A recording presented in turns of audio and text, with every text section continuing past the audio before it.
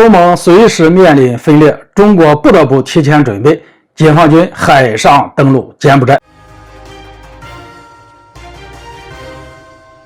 大家好，我是肖映华。中国柬埔寨联合军演细节安排十分的微妙，东盟面临的问题，中国需要及时出面。就在上周，中国央视频道对外报道，中国和柬埔寨联合军事演习基隆2023的日期正式确定。伴随着解放军母部从海上登陆柬埔寨，摩托化机动转场到预定地点以后，如今这场从3月20号至4月8号为期20天的军事演习正式拉开了序幕。坦率地说，综合目前一些媒体的爆料，这场演习其实本身没有太多亮眼的地方，反而是一些细节上的安排十分微妙，一定程度上反映了中国当前对中南半岛局势的一种预判和担忧。从中柬方面对外公开的演习内容上来说，基本是以防暴反恐为主，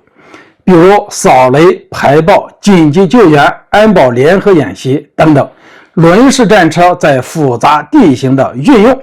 甚至还有防疫项目。而此次演习，东南亚多国还派遣军官团以观察员身份观摩演习。说实话，这些内容给我们的感觉是不像是在军事演习，更像是应对颜色革命和小规模地方游击队的演习。换句话说，随着中美博弈进入白热化，中美之间大概率不会像过去一样直接下场动手，而是利用代理人战争的方式破坏中国周边地区的稳定，制造冲突和大规模骚乱，威胁中国边境地区和对外贸易。而中国在柬埔寨的演习还开设了观摩团，就是在给东南亚诸国打预防针，提醒东南亚多国该如何应对美西方制造的颜色革命。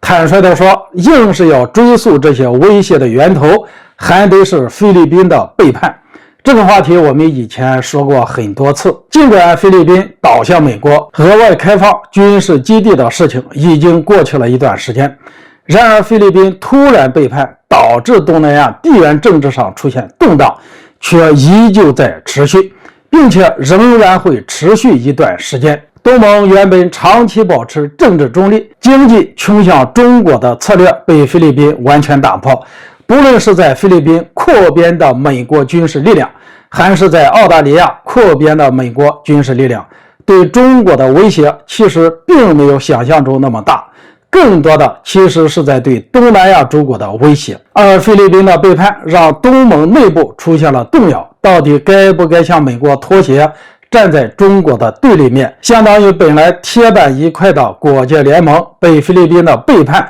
撬开了一个巨大的缺口，人人自危之下，就可能做出一些不理智和短视的选择。而面对随时可能分裂的东盟，中国军队在海上登陆柬埔寨的行动，不光光是在向东南亚各国展示防御西方颜色革命的手段，更多的其实是政治上的一种表态。中国作为亚洲地区无可争议的大国，会肩负起地区性的责任和义务，这对当前人人自危的东南亚来说，就是一个重要的定心丸，也是中国应对美国挑拨地缘危机的策略，以不变应万变。好了，今天就说到这里，咱们下次见。